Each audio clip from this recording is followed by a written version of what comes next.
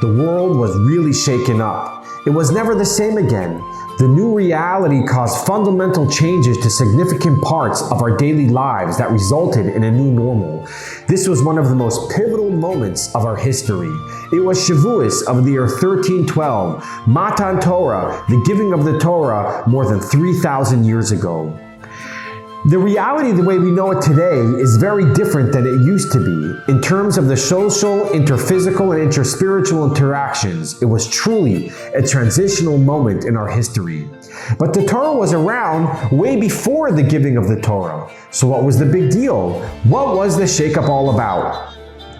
Rabbi Akiva lived under the cruel yoke of the Roman oppression, and despite the death penalty, he openly defied the Roman ban on studying and teaching Torah and brazenly gathered hundreds of students to teach Torah in public. When asked by his students, Rabbi Akiva, how could you risk your life to teach Torah? Rabbi Akiva explained, a hungry fox once walked along a river full of fish. He watched as suddenly the fish dispersed anxiously at a very fast pace.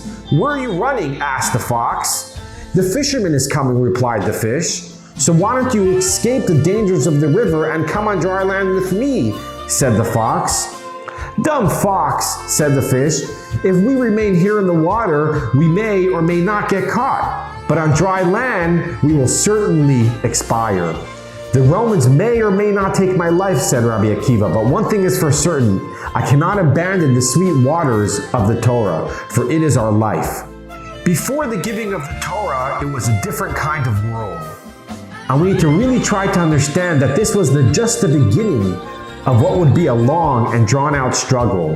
The giving of the Torah was a massive cosmic shift in the world. God and spirituality changed.